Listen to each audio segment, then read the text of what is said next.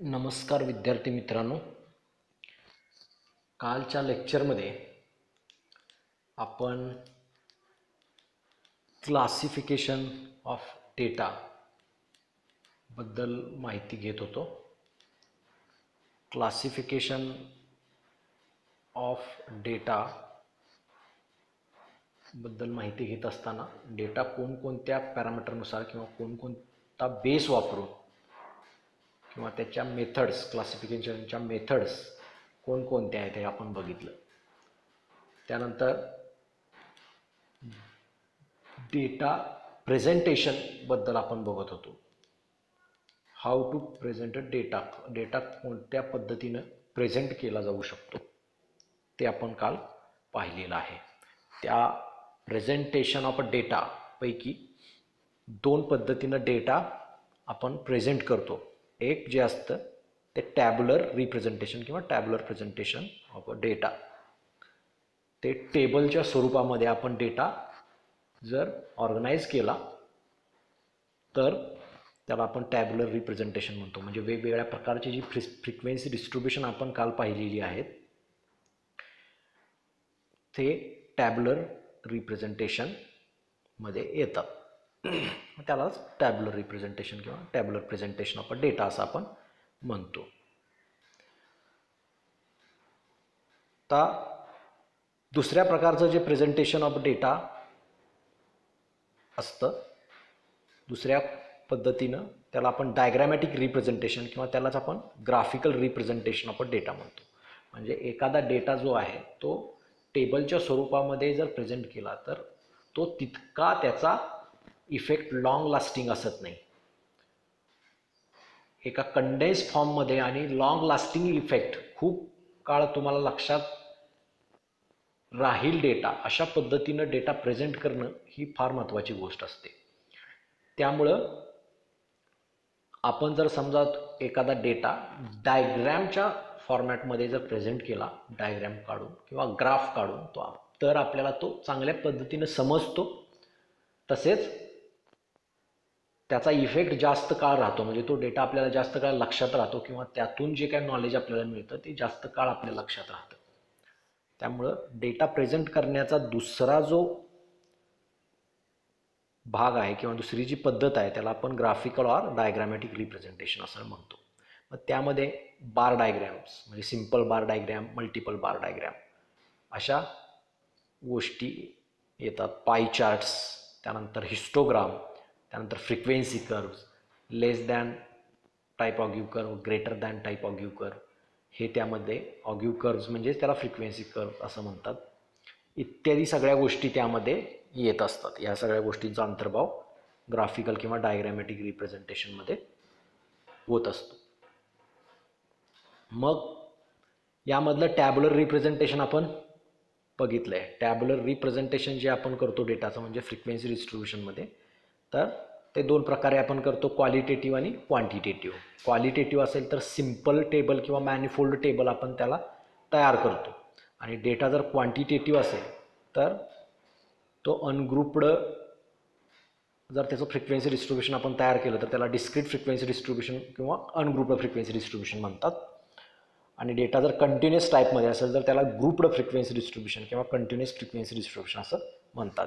हे म्हणजे टॅब्युलर फॉर्ममध्ये रिप्रेझेंट आपण डेटा करतो त्यावेळेला असे दोन प्रकारे त्यामध्ये आपल्याला प्रेझेंट करता येतो डेटा. तर यामध्ये आपण सिंपल क्वालिटेटिव्ह फ्रिक्वेन्सी डिस्ट्रीब्युशन बघितलं आहे, वन वे फ्रिक्वेन्सी टेबल. तुमचा डेटा क्वालिटेटिव्ह असेल तर फक्त तुमचं जे काय ॲट्रिब्यूट असेल त्याचे ॲट्रिब्यूटचे जे काय पुढचे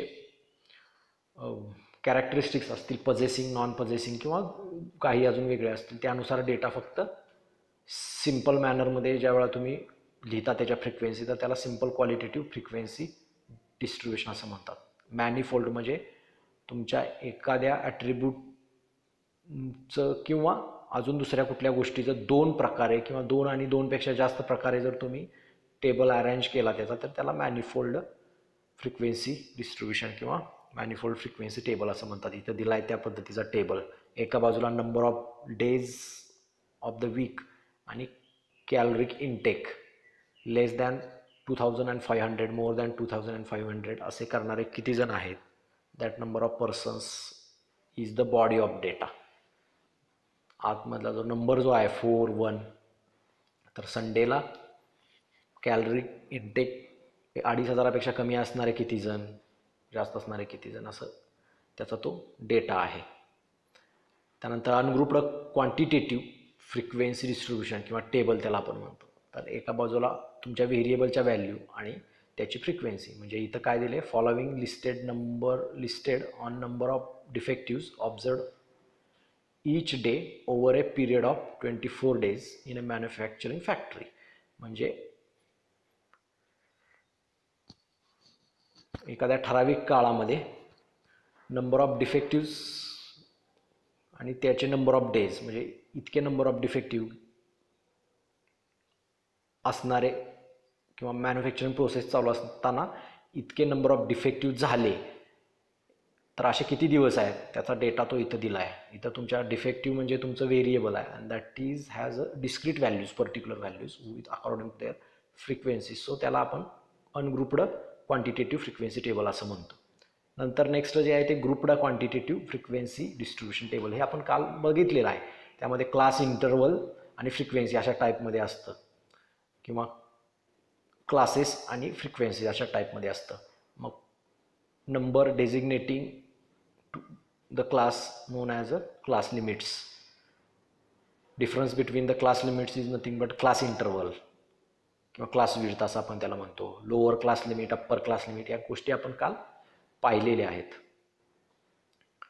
मग आता ज्या वेळेला आपल्याला एखाद्या व्हॅल्यूपेक्षा जास्त व्हॅल्यू घेणारे नंबर ऑफ इंडिव्हिज्युअल्स काढायचे असतील, तर मात्र आपल्याला नॉर्मल फ्रिक्वेन्सी टेबल आपला जो असतो त्याच्यावरनं आपल्याला ते काही लक्षात येत नाही.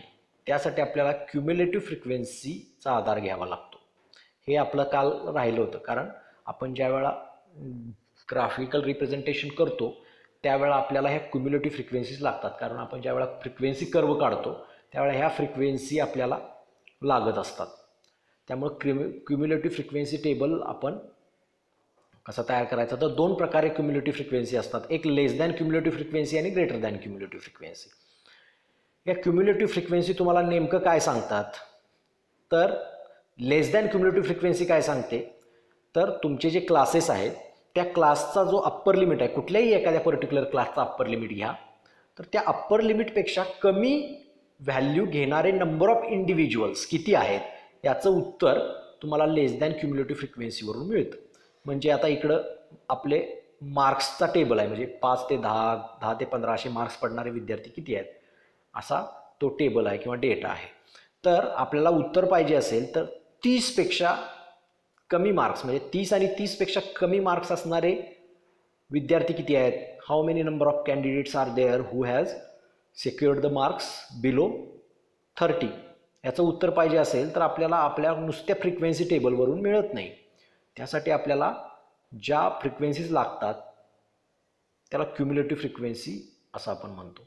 किंवा समजा मला याचं उत्तर पाहिजे की how many candidates are there who have secured the marks more than 10, 10पेक्षा जास्त मार्क्स पडलेले विद्यार्थी किती आहेत, हे जेव्हा मला कॅल्क्युलेट करायचं असतं त्यावेळेला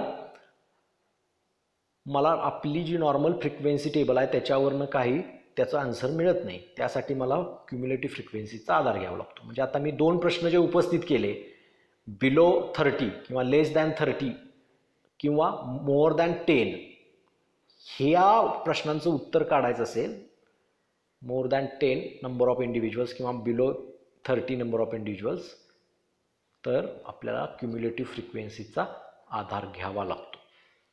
मग आता ज्या वेळेला मला असं तुमच्या क्लासेस जे आहेत त्या क्लासेसच्या अप्पर लिमिटपेक्षा कमी व्हॅल्यू घेणारे नंबर ऑफ इंडिव्हिज्युअल्स काढायचे असतील, म्हणजे less than some value, number of individuals taking value less than some value, some particular value, then I will go for the less than cumulative frequency. तर मी लेस than cumulative फ्रिक्वेन्सीला जात असतो. आणि जर समजा मला याचं उत्तर हवं असेल की एखाद्या पर्टिक्युलर व्हॅल्यूपेक्षा जास्त व्हॅल्यू घेणारे नंबर ऑफ इंडिव्हिज्युअल्स, त्यावेळेला मी ग्रेटर दॅन क्युम्युलेटिव्ह फ्रिक्वेन्सीचा आधार घेत असतो. आता मग ह्या लेस दॅन क्युम्युलेटिव्ह फ्रिक्वेन्सी आणि ग्रेटर दॅन क्युम्युलेटिव्ह फ्रिक्वेन्सी कशा काढायच्या? तर आपला जे नॉर्मल फ्रिक्वेन्सी टेबल आहे, क्लासेस आणि फ्रिक्वेन्सीज म्हणजे पहिले 2 कॉलम, तर ह्या पहिल्या 2 कॉलममध्ये ज्या फ्रिक्वेन्सीज दिलेल्या आहेत त्या फ्रिक्वेन्सीजची काय करायची, top to bottom successive addition घेत गेलो आपण तर आपल्याला लेस दॅन क्युम्युलेटिव्ह फ्रिक्वेन्सीज मिळतात. म्हणजे पहिला जो क्लास असेल त्या फ्रिक्वेन्सी डिस्ट्रीब्युशनमधला त्याची जी फ्रिक्वेन्सी आहे ती ॲज इट इज लिहायची, that is less than cumulative frequency of first class. पहिल्या क्लासची ती लेस दॅन क्युम्युलेटिव्ह फ्रिक्वेन्सी असेल. म्हणजे काय थोडक्यात बघा, 9 हा आकडा तुम्हाला काय सांगतोय, तर number of students who have secured the marks between 5 to 10, म्हणजे 5 पासून जास्तीत जास्त 10 पर्यंत मार्क्स मिळालेले विद्यार्थी 9 आहेत. म्हणजे मी जर तुम्हाला असा प्रश्न विचारला तर 10 पेक्षा कमी मार्क्स असणारे विद्यार्थी किती आहेत? आता हे जे 9 विद्यार्थी आहेत त्यांना 5 ते 10च्या दरम्यान मार्क्स पडलेले आहेत. आता 5 ते 10च्या दरम्यान मग तो 6 मार्क्स पडला असेल, 7 मार्क्स पडला असेल, 8, 9 किंवा 10, म्हणजे ह्या दरम्यानच पडलेत. म्हणजे समजा 6 जरी मार्क्स पडले तरी तो 10पेक्षा कमीच आहे ते मार्क्स. 7 जरी मार्क्स पडले तरी ते 10पेक्षा कमीच मार्क्स आहे. याचा अर्थ काय, 10 आणि 10पेक्षा कमी मार्क्स पडणारे विद्यार्थी किती, तर ते 9च्या 9 विद्यार्थी जे आहेत त्यांना काय 10 आणि 10पेक्षा कमी मार्क्स पडलेले आहेत, कारण त्यांना 5 ते 10च्या दरम्यान मार्क्स पडलेले आहेत. 5 ते 10च्या दरम्यानची सगळ्या ज्या व्हॅल्यू असतात त्या 10पेक्षा निश्चितपणानं कमीच आहेत ना. 10 आणि 10पेक्षा निश्चितपणानं कमीच आहेत. त्यामुळे number of candidates who have secured marks between 5 to 10 are the candidates who have secured the marks less than 10. So less than cumulative frequency for the first class is the frequency of that class itself. त्या क्लासची जी frequency आहे तीच म्हणजे त्याची लेस than cumulative frequency असते पहिल्या क्लासची. Okay, मग आता मला जर पुढच्या क्लासची मी लेस दॅन क्युम्युलेटिव्ह फ्रिक्वेन्सी ज्या वेळेला काढतो, म्हणजे पुढचा क्लास आपला 10 to 15 आहे आणि त्या 10 to 15 क्लासचा अप्पर लिमिट किती आहे, तर 15 असं आहे. मग त्या 15पेक्षा कमी मार्क्स पडणारे विद्यार्थी किती, तर ज्या विद्यार्थ्यांना 5 ते 10च्या दरम्यान मार्क्स पडलेत ते निश्चितपणानं 15पेक्षा कमीच आहेत ना. म्हणजे ते 9 विद्यार्थी आणि 10 ते 15 याच्या दरम्यान मार्क्स पडणारे 10 विद्यार्थी, म्हणजे त्यांना सुद्धा 15पेक्षा कमीच मार्क्स पडलेत. म्हणजे 5 ते 10च्या दरम्यान मार्क्स पडणारे 9 जण आणि 10 ते 15 याच्या दरम्यान मार्क्स पडणारे 10 जण, असे मिळून 9 + 10 दॅट इज इक्वल टू 19. जे 19 विद्यार्थी असे आहेत की ज्यांना 15 आणि 15पेक्षा कमी मार्क्स पडलेले आहेत. म्हणजे थोडक्यात काय, दुसऱ्या क्लासची लेस दॅन क्युम्युलेटिव्ह फ्रिक्वेन्सी काढायची असेल तर पहिला क्लास आणि दुसऱ्या क्लास या दोघांच्या नॉर्मल फ्रिक्वेन्सीची बेरीज. नॉर्मल फ्रिक्वेन्सी आपली 9 आणि 10 अशा 2 दिलेल्या आहेत. तर 9 + 10 केलं की मला 19 मिळतंय. तसंच तिसऱ्या क्लासची लेस दॅन क्युम्युलेटिव्ह फ्रिक्वेन्सी काढायची असेल म्हणजे काय, तर 20पेक्षा कमी मार्क्स पडणारे विद्यार्थी. आता ज्यांना 15पेक्षा कमी मार्क्स आहेत त्यांना निश्चितपणानं ते मार्क्स 20पेक्षा कमीच आहेत. त्यामुळे 19 विद्यार्थी ते आणि 15 ते 20च्या दरम्यान मार्क्स पडणारे 21 विद्यार्थी, असे 19 + 21 दॅट इज इक्वल टू 40. जे 40 विद्यार्थी असे आहेत की ज्यांना 20 आणि 20पेक्षा कमी मार्क्स पडलेले आहेत. म्हणजे less than cumulative frequency gives the number of candidates securing mark below the upper limit of that class. Okay, मग अशा पद्धतीनं 40 ज्या वेळा आपल्याला उत्तर मिळतं त्यावेळेला 40 आपल्याला उत्तर मिळतं त्यावेळेला काय होतं, आपण त्या क्लासपर्यंतच्या वरच्या सगळ्या क्लासच्या फ्रिक्वेन्सीची काय करतो, सक्सेसिव्ह ॲडिशन करतो. म्हणजे 9 + 10 म्हणजेच 19 होतं आणि +21 करतो. त्यामुळे ते काय मिळतं आपल्याला 40 मिळतं. अशा पद्धतीनं वरून खाली सक्सेसिव्ह ॲडिशन आपण घेत गेलो की काय होत जातं आपल्याला लेस दॅन क्युम्युलेटिव्ह फ्रिक्वेन्सीची व्हॅल्यू मिळत जाते. आणि शेवटच्या क्लासची cumulative frequency is nothing but the total of all frequency. तुम्ही जर नंबर ऑफ कॅन्डिडेटचा कॉलम आहे त्याची बेरीज केली तर ती बेरीज आणि शेवटच्या क्लासची लेस दॅन क्युम्युलेटिव्ह फ्रिक्वेन्सी ही तुमची काय येणार आहे, इक्वल येणार असते. तर आणि तरच आपण म्हणतो आपण लेस दॅन क्युम्युलेटिव्ह फ्रिक्वेन्सी योग्य प्रकारे कॅल्क्युलेट केलेल्या आहेत. म्हणजे काय करतो आपण लेस दॅन क्युम्युलेटिव्ह फ्रिक्वेन्सीमध्ये, from top to bottom we take successive addition of the class frequencies that are our less than cumulative frequencies. अशा पद्धतीने आपल्याला त्या लेस दॅन क्युम्युलेटिव्ह फ्रिक्वेन्सी, म्हणजे आता थोडक्यात मला जर डायरेक्टली विचारलं लेस दॅन क्युम्युलेटिव्ह फ्रिक्वेन्सी आपण काढल्या आणि डायरेक्टली विचारलं की 35 आणि 35पेक्षा कमी मार्क्स पडणारे विद्यार्थी किती आहेत, तर लगेच मी काय करणार, लेस दॅन क्युम्युलेटिव्ह फ्रिक्वेन्सीचा कॉलममध्ये त्या क्लासच्या लेस दॅन क्युम्युलेटिव्ह फ्रिक्वेन्सी बघणार. म्हणजे 30 to 35 या क्लासची लेस दॅन क्युम्युलेटिव्ह फ्रिक्वेन्सी किती आहे, 98. तर 98 candidates are there who have secured the marks below the 35, असं त्याचं उत्तर आहे. त्याच पद्धतीनं एका ठराविक व्हॅल्यूपेक्षा जास्त व्हॅल्यू घेणारे नंबर ऑफ इंडिव्हिज्युअल्स आपल्याला काढायचे असतील. म्हणजे समजा we have to calculate or we have to find the number of students or candidates who have secured the marks above 5, then we go for the greater than cumulative frequency. greater than cumulative frequency मध्ये काय करत असतो आपण, bottom to top successive addition घेत जातो फ्रिक्वेन्सीची, bottom पासून top पर्यंत. आता बॉटमला बघा सगळ्यात शेवटचा जो क्लास आहे त्याची ग्रेटर दॅन क्युम्युलेटिव्ह फ्रिक्वेन्सी किंवा त्यालाच मोर दॅन क्युम्युलेटिव्ह फ्रिक्वेन्सी असं सुद्धा म्हणतात. तर ती मोर दॅन क्युम्युलेटिव्ह फ्रिक्वेन्सी जी आहे ती मोर दॅन क्युम्युलेटिव्ह फ्रिक्वेन्सी 2 आहे. तर त्याचा अर्थ काय आहे, तर त्याची नॉर्मल फ्रिक्वेन्सी सुद्धा 2च आहे. सो 35 to 40 हा जो क्लास आहे त्या क्लासमध्ये मार्क्स पडणारे थोडक्यात म्हणजे 35 to 40 या दरम्यान मार्क्स पडणारे नंबर ऑफ कॅन्डिडेट्स किती आहेत, 2 आहेत. बरोबर.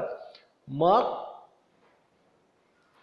ते कॅन्डिडेट्स म्हणजेच त्यांना 35 to 40च्या दरम्यान मार्क्स पडलेले आहेत, म्हणजेच त्यांना 35पेक्षा जास्त मार्क्स पडलेले आहेत.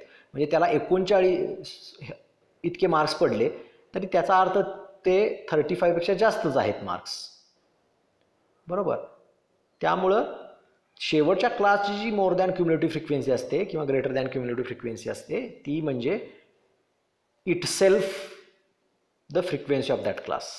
म्हणजे to itself frequency of that class is nothing but the greater than cumulative frequency of that class. 35 to 40 या क्लासची ग्रेटर दॅन क्युम्युलेटिव्ह फ्रिक्वेन्सी किती झाली, 2.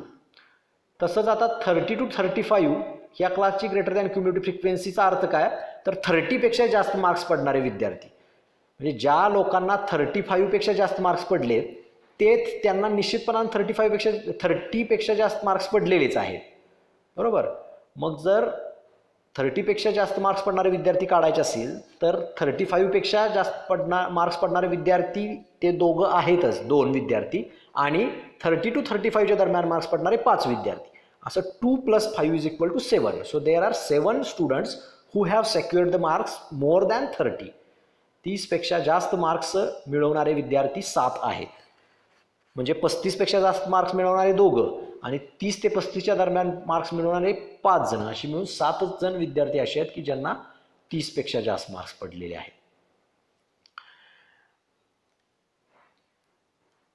त्याच पद्धतीनं 25पेक्षा जास्त मार्क्स पडणारे विद्यार्थी 25, 20पेक्षा जास्त मार्क्स पडणारे विद्यार्थी 60. म्हणजे सक्सेसिव्ह ॲडिशन आपण त्या पद्धतीनं काय करत गेलो फ्रिक्वेन्सीची. म्हणजे ज्यावेळा आपल्याला ग्रेटर दॅन क्युम्युलेटिव्ह फ्रिक्वेन्सीज काढायच्या असतात त्यावेळा आपण from bottom to top successive addition घेत जातो फ्रिक्वेन्सीजची. ओके. मग आपल्याला काय मिळतात, त्या ग्रेटर दॅन क्युम्युलेटिव्ह फ्रिक्वेन्सीज मिळतात. आपण ज्यावेळा फ्रिक्वेन्सी कर्व काढतो किंवा लेस दॅन टाईप ऑग्यू कर्व काढतो किंवा त्यालाच आपण less than cumulative frequency curve असं म्हणतो, त्यावेळा आपल्याला त्या लेस दॅन क्युम्युलेटिव्ह फ्रिक्वेन्सीची गरज पडते. आणि ज्यावेळा greater than cumulative frequency curve काढतो किंवा त्यालाच आपण ग्रेटर दॅन ऑग्यू कर्व किंवा मोर दॅन ऑग्यू कर्व असं आपण म्हणतो, त्यावेळा ग्रेटर दॅन क्युम्युलेटिव्ह फ्रिक्वेन्सीची गरज आपल्याला पडते. ते आपण ग्राफिकल रिप्रेझेंटेशनमध्ये बघणारच आहोत. त्या पद्धतीनं. अजून एक प्रकारची रिलेटिव्ह फ्रिक्वेन्सी असते, फ्रिक्वेन्सी डिस्ट्रीब्युशन असतं, त्याला रिलेटिव्ह फ्रिक्वेन्सी असं आपण म्हणतो. म्हणजे दोन डेटा सेट समजा तुमच्याकडे आहेत आणि त्या दोघांची टोटल फ्रिक्वेन्सी, त्याला कॅपिटल एन आपण डिनोट करतो. टोटल फ्रिक्वेन्सी वेगवेगळी असेल आणि ते डेटा सेट तुम्हाला कम्पेअर करायचे आहेत. म्हणजे त्याचे क्लासेस ऑफ व्हेरिएबल, जे व्हेरिएबल तुम्ही घेताय आणि त्याचे क्लास बनवताय, ते क्लास सेम असतील तुमचे, फक्त त्याच्या फ्रिक्वेन्सी वेगवेगळ्या असतील आणि टोटल फ्रिक्वेन्सी पण वेगवेगळ्या असतील. आणि असे दोन डेटा सेट एकाच व्हेरिएबलवरती असणारे तुम्हाला कम्पेअर करायचे असतील तर तुम्हाला कम्पॅरिझन करायला तुमच्या नॉर्मल फ्रिक्वेन्सीवरून अवघड जातं. मग त्यावेळेला आपण रिलेटिव्ह फ्रिक्वेन्सीचा आधार घेतो. आता रिलेटिव्ह फ्रिक्वेन्सी आपण कशी काढतो, तर relative frequency is calculated by dividing class frequency by total frequency. Class फ्रिक्वेन्सीला जर टोटल फ्रिक्वेन्सीने डिवाइड केलं तर आपल्याला रिलेटिव्ह फ्रिक्वेन्सी मिळते. क्लास फ्रिक्वेन्सी समजा आता 5 to 10 हा क्लास आहे, तर त्याची क्लास फ्रिक्वेन्सी किती आहे, 9 आहे. तर त्या 9ला टोटल फ्रिक्वेन्सी आपली किती आहे, 100. त्या 100नं जर डिवाइड केलं तर आपल्याला रिलेटिव्ह फ्रिक्वेन्सी मिळते त्या क्लासची. 5 to 10 या क्लासची रिलेटिव्ह फ्रिक्वेन्सी किती मिळाली आपल्याला, 0.09 अशी ती फ्रिक्वेन्सी मिळाली. तसंच 10 to 15 या क्लासची रिलेटिव्ह फ्रिक्वेन्सी आपल्याला काढायची झाली तर 10 divided by 100 करणार. So I will get 0.1. अशा पद्धतीनं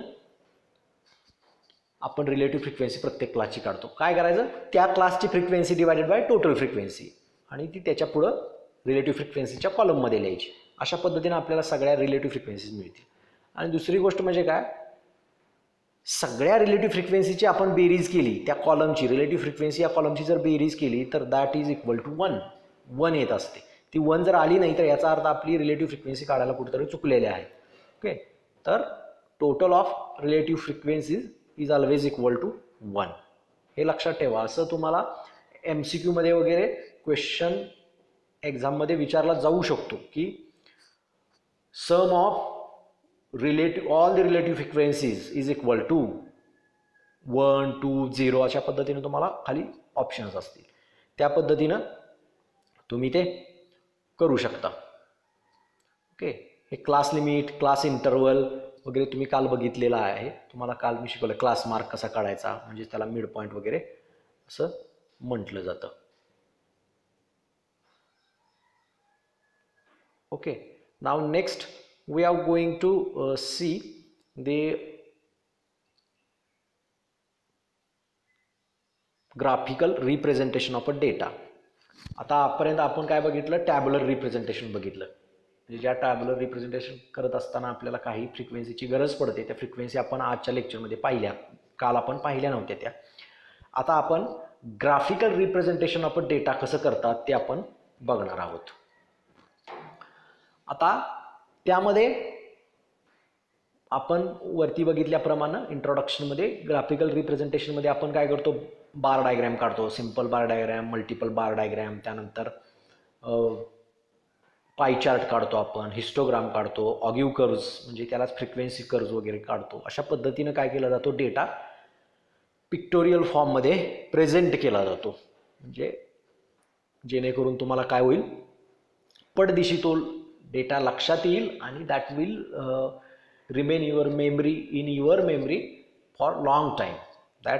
that create effect or create a long lasting effect आपण त्याला म्हणतो.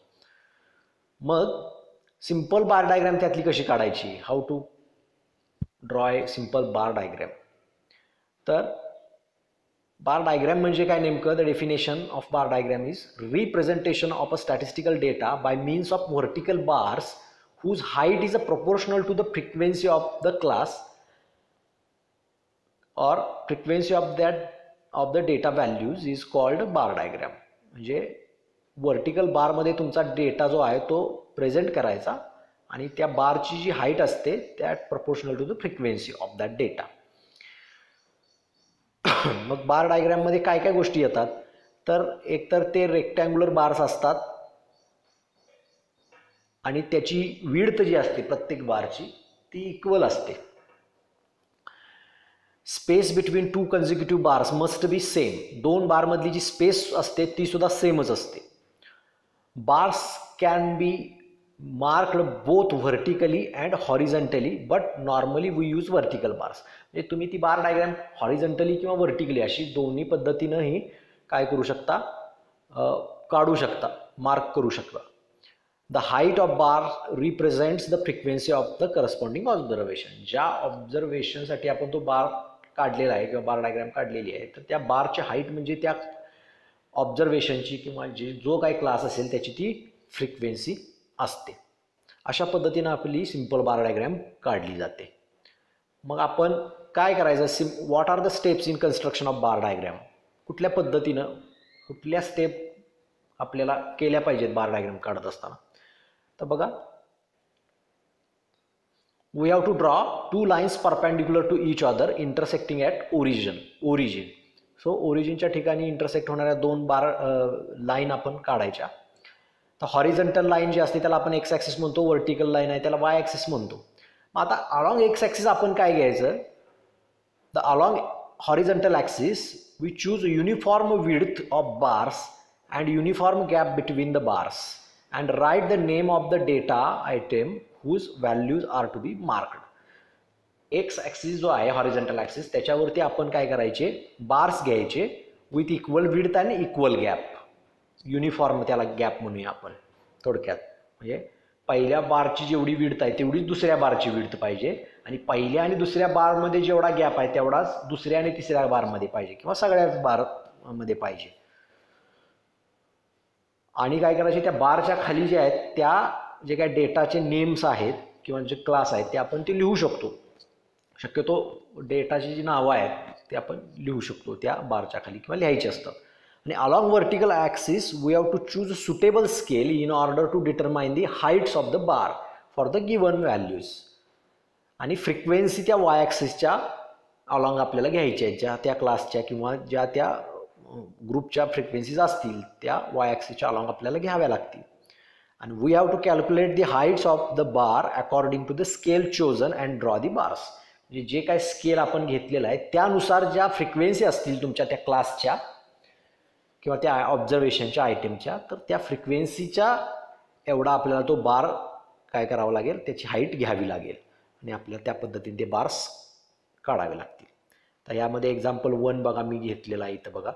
The following data gives the information of the number of children involved in different activity. त्या ॲक्टिव्हिटीची नावं दिलेली आहेत तुम्हाला, नंबर ऑफ चिल्ड्रन दिलेली आहेत, म्हणजे कोणत्या ॲक्टिव्हिटीमध्ये इंटरेस्ट दाखवत आहेत मुलं, त्या ॲक्टिव्हिटीनुसार त्यांचं वर्गीकरण केलेलं आहे. दिस इज अ क्वालिटेटिव्ह क्लासिफिकेशन आहे. ओके, वन वे टेबल याला म्हणायचं. आता ह्याचा बार डायग्राम काढायचा असेल तर आपण आपला प्रत्येक जो बार असेल त्या बारला हे डान्स, म्युझिक, आर्ट, क्रिकेट आणि फुटबॉल म्हणजे ॲक्टिव्हिटीज आहेत त्या आपल्या हॉरिझॉन्टल ॲक्सिसवरती येतील आणि नंबर ऑफ चिल्ड्रनची फ्रिक्वेन्सी आहे ती व्हर्टिकल ॲक्सिसवरती येईल. ओके, आणि पहिला जो बार असेल डान्स या ॲक्टिव्हिटीचा त्याची हाईट 30 असेल, जी काही सुटेबल स्केल घेणार आहे त्यानुसार. म्युझिक जो बार असेल त्याची हाईट 40 असेल, 40 काय युनिट असेल त्या पद्धतीनं. तसंच आर्ट्स, क्रिकेट आणि फुटबॉल. मग आपण इथं त्याचा सिंपल बार डायग्राम काढले बघा, इथं मी दाखवलेली आहे बघा. ॲक्टिव्हिटीज अराउंड एक्स ॲक्सिस घेतलेले आहेत, नंबर ऑफ चिल्ड्रन वाय ॲक्सिसला घेतलेले आहेत आणि बघा तुम्ही प्रत्येक बार जो आहे त्याची विड्थ सेम आहे, त्यानंतर किंवा युनिफॉर्म त्याला म्हणूया. आणि दोन बारमधलं जे अंतर आहे विड्थ बिटवीन टू बार्स और gap between two bars is uniform, तो युनिफॉर्म आहे. त्यानंतर त्या प्रत्येक बारची जी हाईट आहे ती हाईट त्याला मार्क केलेली आहे आपण, म्हणजे ती फ्रिक्वेन्सी दाखवतोय तो बार तितकी. म्हणजे डान्समध्ये इंटरेस्ट दाखवणारे चिल्ड्रन 30 आहेत, म्युझिकमध्ये इंटरेस्ट दाखवणारे कॅन्डिडेट किती आहेत 40 आहेत, त्यानंतर आर्टमध्ये इंटरेस्ट दाखवणारे चिल्ड्रन 25 आहेत. आणि क्रिकेट आणि फुटबॉलमध्ये दाखवणारे त्या पद्धतीनं 20 आणि 35 रिस्पेक्टिव्हली त्या पद्धतीनं आहेत. अशा पद्धतीनं आपण काय करतो, सिम्पल बार डायग्रॅम काढत असतो. त्याचं स्केल आपण वाय ॲक्सिसवरचं सुद्धा आपण लिहिलं तरी चालतं तिथं वरती कोपऱ्यामध्ये. आणि त्या सिम्पल बार डायग्रॅमचं आपण वरती त्याला नाव, शीर्षक ज्याला म्हणतो आपण टायटल, तर टायटलसुद्धा देऊ शकतो. Okay, this is the nothing but the distribution of the interest of the children in various activity. This is the simple bar diagram. He bar diagram म्हणजे तुम्हाला हे पिक्टोरियल फॉर्ममध्ये तुम्ही बघितलं की तुम्हाला लक्षात येते पडदिशी तुम्हाला तो डेटा काय सांगण्याचा प्रयत्न करतोय ते. त्याच पद्धतीने दुसरं एक एक्झाम्पल आपण इथं घेतलं आहे. The percentage of total income spend under various heads by family is given below. म्हणजे तुमच्या टोटल इन्कम जो आहे तो टोटल इन्कम वेगवेगळ्या गोष्टींसाठी, त्याला आपण व्हेरियस हेड्स म्हणूया, कशावरती स्पेंड होतोय आणि किती टक्के होतोय पर्सेंटेजमध्ये, ते आपल्याला त्याचा डेटा इथं आपल्याला घेतलेला आहे. त्याचा आपल्याला काय करायचं आहे, सिम्पल बार डायग्राम दाखवायची आहे. म्हणजे फूडवरती किती, क्लोदिंगवरती किती, हेल्थवरती किती, एज्युकेशनवरती किती, हाऊस रेंटवरती किती आणि ऑदर्स, त्याला मिस्किलिनियस म्हणायचं आपण, ऑदर्सवरती किती पर्सेंट एक्सपेंडिचर आहे. ओके, तर ह्याची सिम्पल बार डायग्राम बघा. असं काय आपल्या अलॉंग एक्स ॲक्सिस आपण काय घेतलेले आहेत, जे काय आपले डिफरंट नीड्स आपल्या ज्या आहेत, गरजा, किंवा त्याला आपण वेगवेगळ्या हेड्स अशा ज्या पद्धतीने ते नाव दिलं आहे त्या पद्धतीने तिथं घेतलेले आहेत आपण. एक्स ॲक्सिसला डिफरंट नीड्स आणि वाय ॲक्सिसला पर्सेंटेज ऑफ टोटल इन्कम किंवा त्याच्यावरचा होणारा खर्च किती होतोय, किती पर्सेंट होतोय. मग ती प्रत्येक बार डायग्राम आपण जी काढलेली आहे ती बार डायग्राम कशी आहे, with uniform width and uniform gap between two. Okay, त्या पद्धतीनं याला म्हणायचं जी सिम्पल बार डायग्राम असं आपण त्याला म्हणत असतो.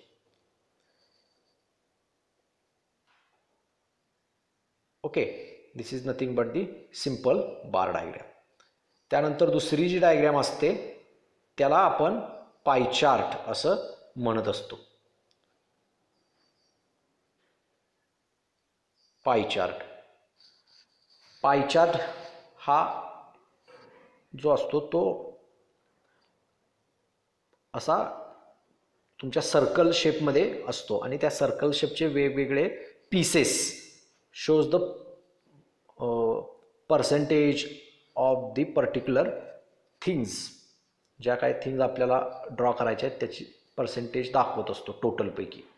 Okay, the representation of statistical data by means of a circle of appropriate radius divided into different sectors whose area are proportional to the data values.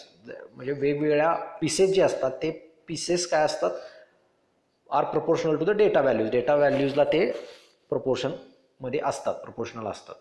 That is a pie chart. मग तो pie chart कसा construct करायचा, what are the steps in construction of pie chart. तर पहिली step म्हणजे convert the given data into angles by applying the formula.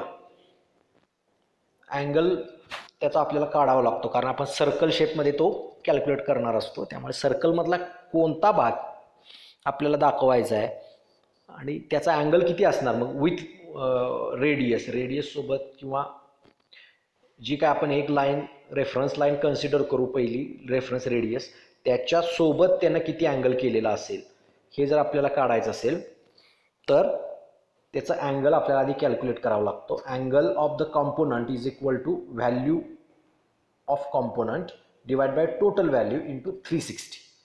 म्हणजे एखाद्या particular ग्रुपची value तिथं तुम्हाला दिलेली असेल ती value divided by total value, म्हणजे सगळ्या जे काही ग्रुप्स असतील दिलेले त्या सगळ्यांची बेरीज केल्यानंतर जी टोटल व्हॅल्यू असते त्यांना डिवाइड करायचं कुणाला, व्हॅल्यू ऑफ दॅट कॉम्पोनंटला, आणि त्याला मल्टिप्लाइड बाय 360 केलं की आपल्याला तो अँगल मिळतो. तो अँगल काढणं हा पहिला महत्त्वाची गोष्ट असते. त्यानंतर construct the circle of appropriate radius. एक सर्कल काढायचं ॲप्रोप्रिएट रेडियसचं. Divide the circle into different sectors using the angle computed in step 1 with the help of protractor.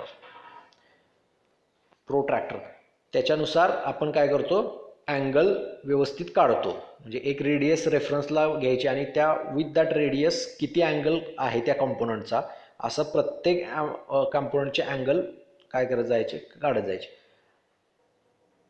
तुमचा पहिला कॉम्पोनंटचा अँगल काढून झाला, पुढचा काढताना काय करायचं, पहिल्या कॉम्पोनंटचा जो अँगल होता ती रेफरन्स लाईन पुढच्या कॉम्पोनंटच्या अँगलसाठी वापरायची आणि तिथून पुढे अँगल तो मोजायचा. So fourth step, use different shades of colours to distinguish each sector from each other. म्हणजे एकमेकांपासून वेगवेगळ्या दाखवण्यासाठी त्यांना आपण वेगवेगळ्या कलरमध्ये आपण काय करतो, त्यांना शेड्समध्ये घेतो आपण. तर इथे मी एक प्रॉब्लेम घेतोय बघा. The following table shows the number of hours spend by a child on a different events on a working day represents the data on a pie chart.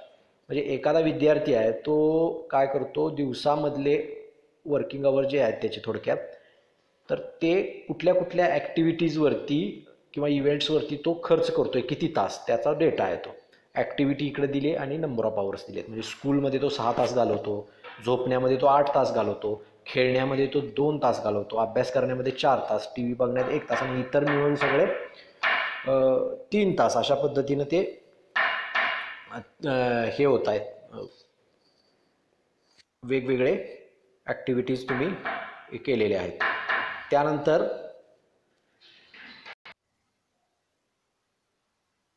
अशा पद्धतीनं मग आपल्याला त्याचे अँगल्स कॅल्क्युलेट करावे लागतील. आता इथं अँगल्स कॅल्क्युलेट करून दिलेले आहेत मी सोल्युशनमध्ये आणि वरती जो फॉर्म्युला अँगल कसा काढायचा तो आपण इथं वापरलेला आहे. तर बघा, एक विद्यार्थी जो स्कूल म्हणजे शाळेमध्ये 6 तास स्पेंड करतो, त्यासाठी आपला अँगल किती असणार, तर measurement of central angle is nothing but, आपण फॉर्म्युला काय घेतला आहे, तर component value of that component divided by total value or that total. So 6 divided by 24 into 360 त्याची डिग्रीमध्ये आपण त्याला कन्वर्ट करतो. ते आन्सर आपण काढलं तर आपल्याला 90 डिग्री हा अँगल मिळतोय. त्यानंतर स्लीप, झोपण्यामध्ये जो 8 तास घालवतो तर त्याचा angle 8 divided by 24 into 360 that is equal to 120 degree. अशा पद्धतीनं प्रत्येक ॲक्टिव्हिटीसाठीचे आपण अँगल काय केलेले आहेत, कॅल्क्युलेट केलेले आहेत. आणि मग हे जे सगळे अँगल आहेत त्या सगळ्या अँगलची बेरीज आपण केली तर आपल्याला 360 मिळाली पाहिजे. Then and then we have completed our circle. So इथं आपण त्याचा पाय चार्ट काढला आहे फ्रॉम एक्सेल.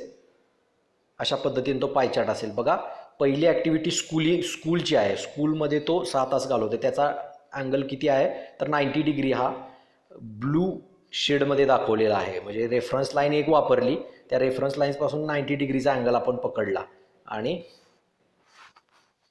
तो पीस आपण स्कूलसाठीचा दाखवलेला आहे.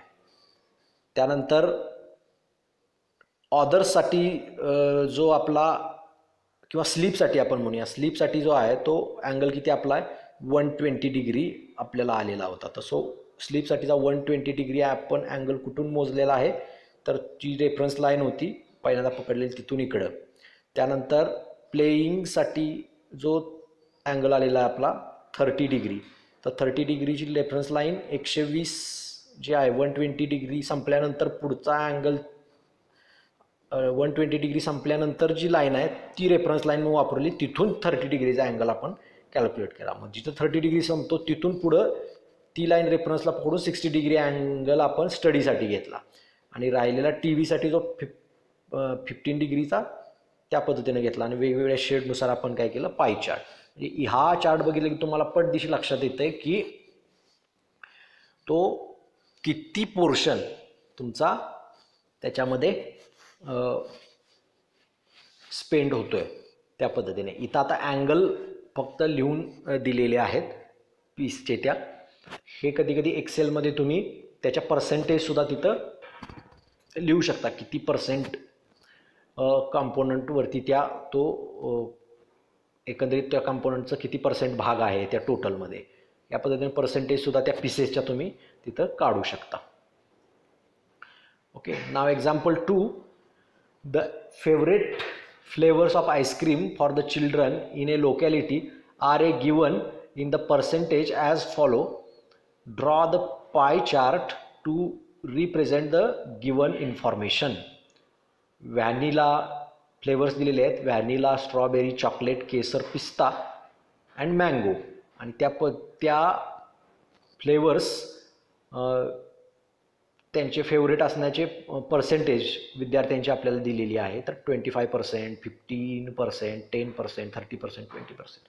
तर या पर्सेंटेज दिलेले आहेत. आपण मग त्या पद्धतीनं त्याचे अँगल काढू शकतो वरती दिलेल्या फॉर्म्युल्याप्रमाणे. आणि ते अँगलनुसार मग आपण खाली पाय चार्ट काढू शकतो. एक रेडियस घ्यायची, तिथून रेफरन्स लाईन वापरून 90 डिग्री, तिथून मग 54 डिग्री, तिथून मग 36 डिग्री, त्यानंतर 108 डिग्री, देन 72 डिग्री. अशा पद्धतीने अँगल आपण काढू शकतो. इथं अँगल ते काढलेले आहेत बघा, 90 degree, 54 degree, 36 degree, 108 degree, 72 degree. अशा पद्धतीने ते अँगल घेऊन पाय चार्ट इथं कॅल्क्युलेट केलेला आहे. अशा पद्धतीनं पाय चार्ट आपण काढतो. Okay, so this is a pie chart, is a graphical representation of a data. Now we have to see which the part of our syllabus is a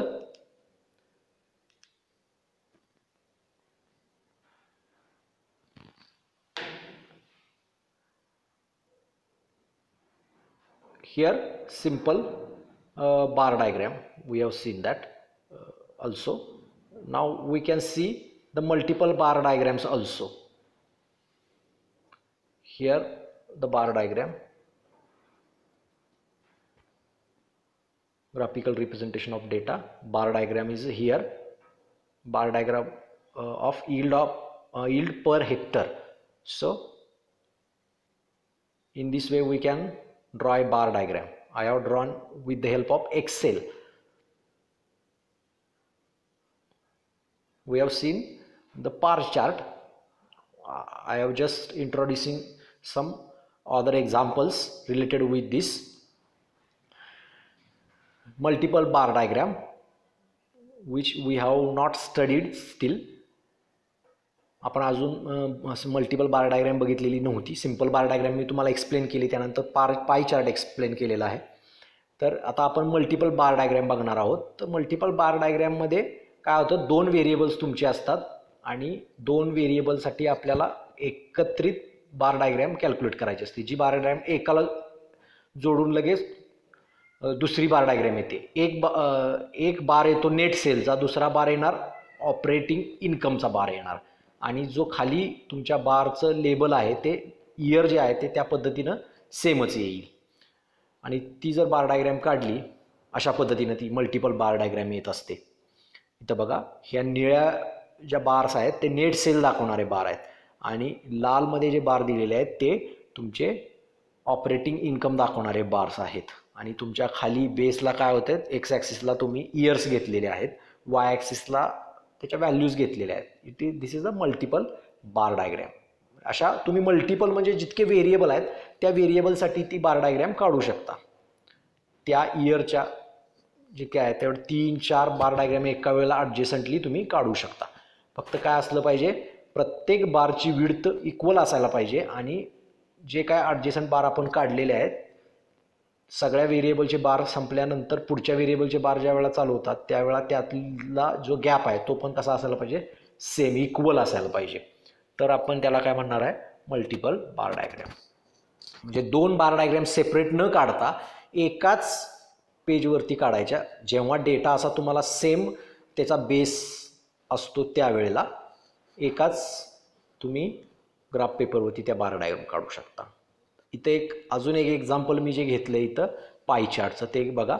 इथं draw a pie chart for following data तर दिलेला आहे आपल्याला.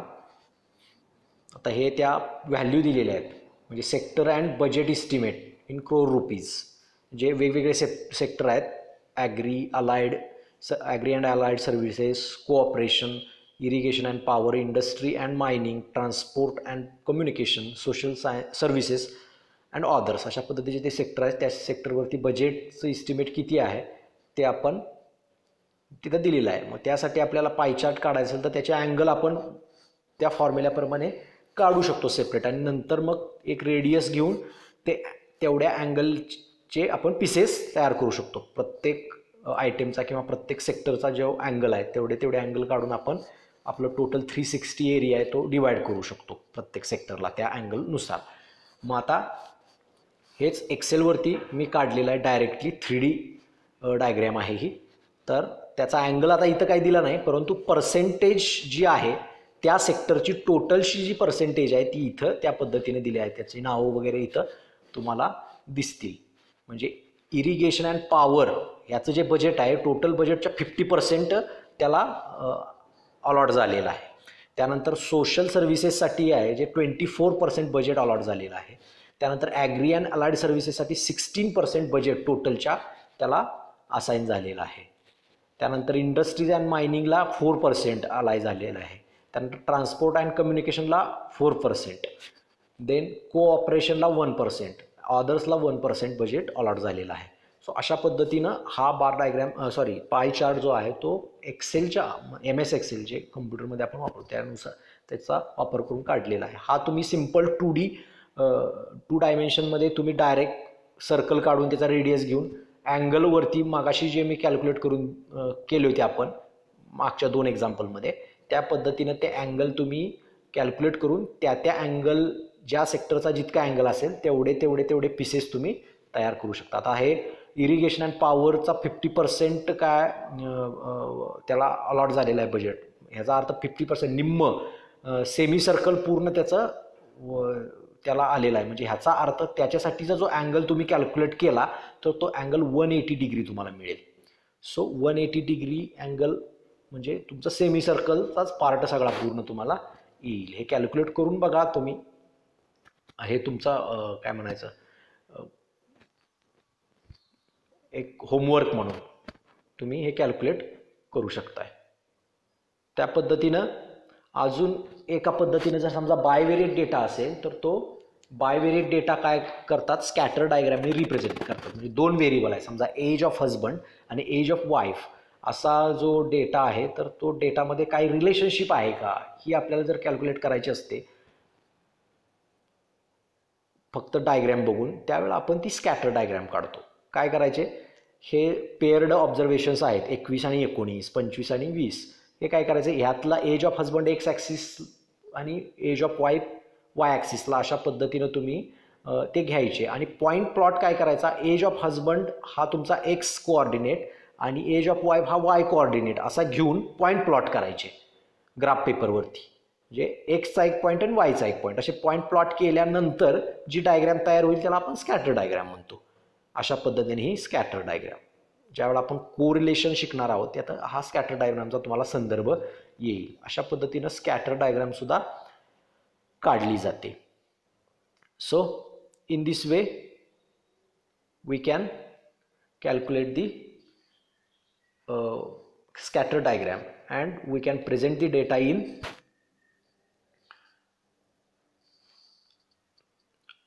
graphical format or in the diagrammatic format. त्यालाच आपण diagrammatic representation म्हणतो किंवा graphical representation सुद्धा म्हणतो. So for today's lecture we are going to stop here.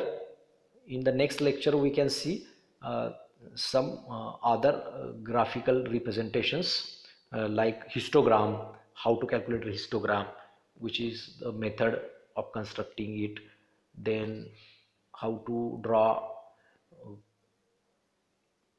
augure curves, less than type augure curve, greater than type augure curve, how to draw mode on histogram, how to find median from augure curve.